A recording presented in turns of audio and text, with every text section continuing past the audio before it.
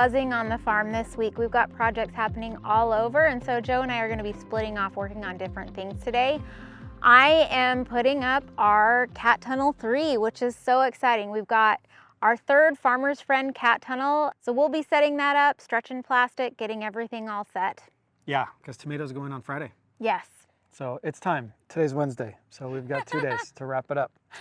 And then I'm going to be working on the rest of field block 3. So right next to tunnel 3 is 4 rows that are not covered.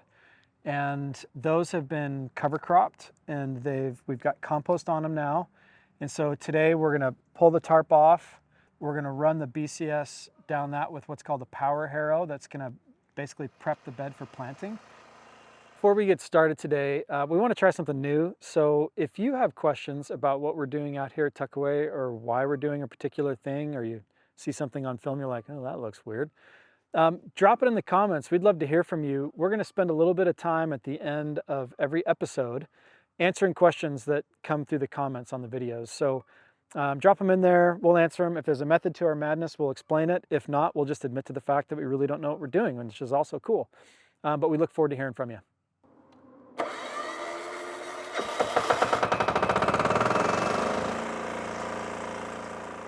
This is a brand new tool for me. This is called a power harrow. And to be honest with you, there's a lot of getting used to any new tool, but particularly this one. It hasn't gone well for me right now. So again, if you know how to use this better than I do, I would appreciate you reaching out to me. But I want to explain the basic principle.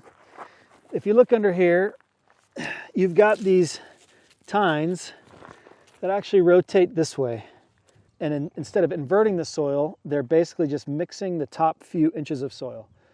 The goal and intent of that is to keep soil structure in place and to not destroy the microbiology in our soil. And then after that's broken up, you've got this nice little roller here that comes in behind and rolls it all out, flattens it out, and makes it a beautiful surface for planting, supposedly. That's what it's supposed to do. Now, I've had trouble with it so far, throwing our beds too wide. The other problem that I've had is that it's not quite munching up the cover crop as much as I'd like it to. So we have some that's kind of still surviving. So I don't have it down yet, but we're gonna give it a shot, see how it goes, and we'll just correct any mistakes we make with the rake today.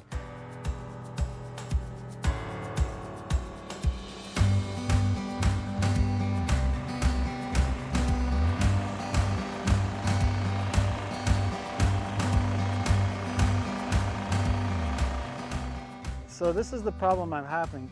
I started out with a 30-inch bed, and now my bed's like 42 inches, and I'm losing my pathways. I don't know, I've called a couple other farmers and talked to them about what they've done and how they use this tool, and it seems like I'm doing it basically the same way they're doing it, but I'm getting a different result. So now they have a different brand than I have, so I may go and try one of those and see if it behaves differently for us, but yeah, it's been a little bit perplexing.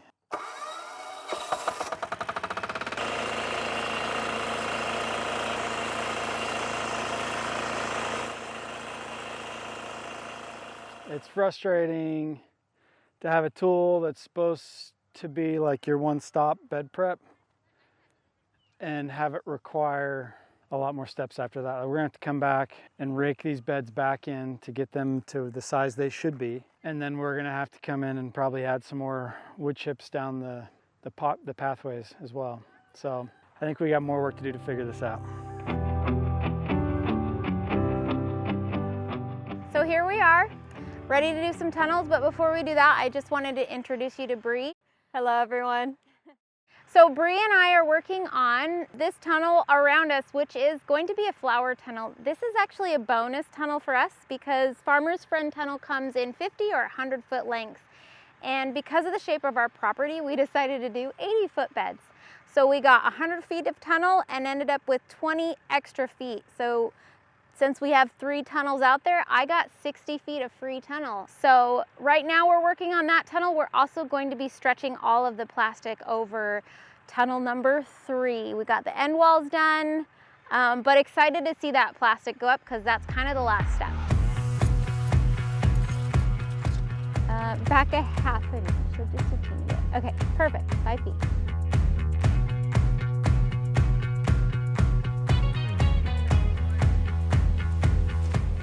All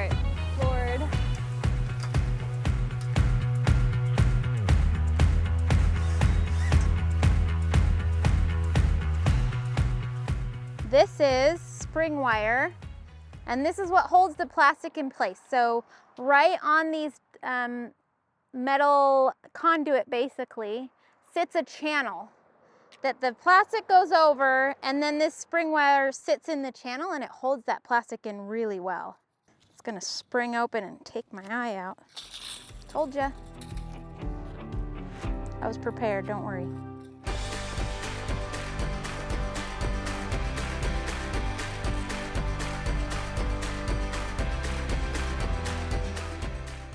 Because we want extra plastic on this end, we should probably carry it to that side and then unroll it. Why do you want extra plastic on this side? Because this is the way the wind blows, so to have the extra blowing away from us instead of like back into the tunnel. Look how big your muscles are, dang. I bet mine looks huge too. They're just inside my sweatshirt.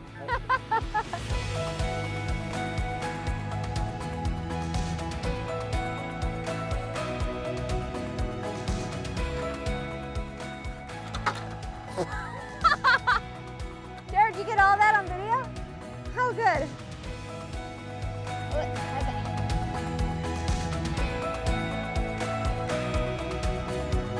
You got it there? To the other end? Okay. I'm walking on beds, I can feel it. Sorry.